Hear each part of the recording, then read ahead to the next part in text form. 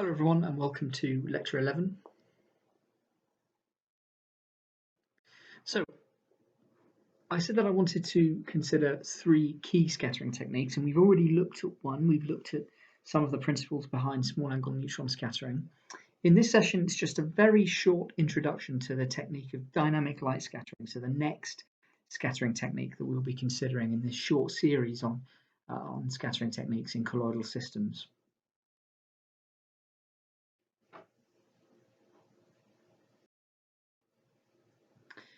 So dynamic light scattering is a non-invasive technique for measuring the size of particles and molecules in suspension. And how it works is that it measures the speed of particles that undergo Brownian motion. And all Brownian motion is it's the random movement of particles due to the bombardment by solvent molecules that surround them. And the key take-home message is that small particles diffuse through solution very rapidly, whereas much larger particles diffuse through solution much more slowly.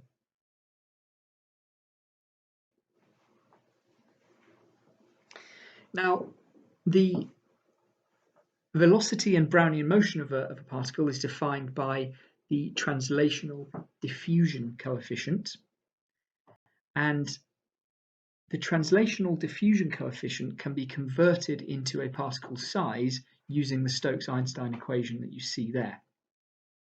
In fact, it's converted into a hydrodynamic diameter, and all that is it's the diameter of the particle plus the solvent shell that is associated with it.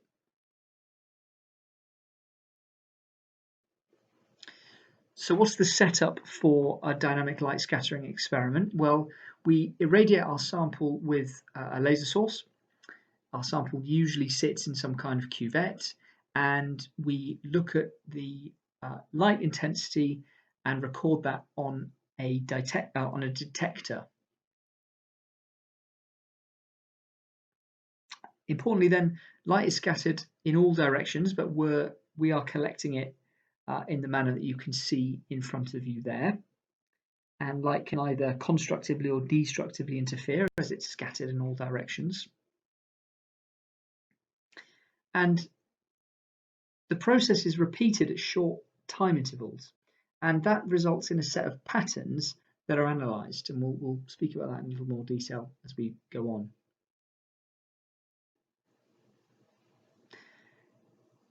The intensity of the light will fluctuate, and you can see that on the schematic that I show you on the right there, the intensity of light is constantly fluctuating.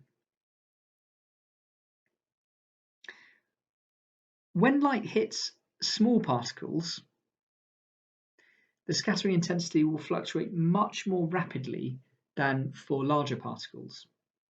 And that's because they're diffusing much more rapidly through solution.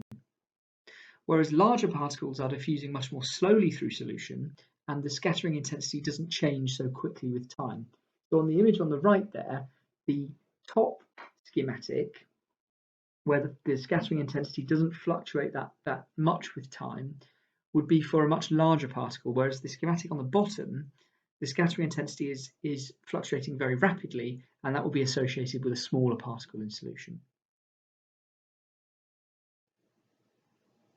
Now we can extract the time dependence of that signal, and we analyze that with a correlator, and it constructs something that's called an autocorrelation function of the scattered light intensity. And you use the equation on the bottom there to do that.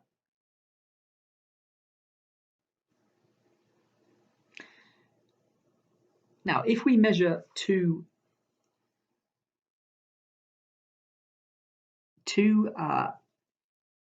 intensity fluctuations that are very close to each other in time, then the correlation will be very high because the system hasn't changed much. So the light scattering is still the same, and the correlation is very high. But naturally, as things move around in the sample, that correlation decays, and it actually decays exponentially. And the way in which that correlation decays is related to the motion of the particles in suspension. So if that correlation decays very quickly, then it tells you that your particles are moving very rapidly, i.e. they are smaller. If the correlation decays a little more slowly, then it tells you that the particles that are scattering the light are larger and are moving much more slowly.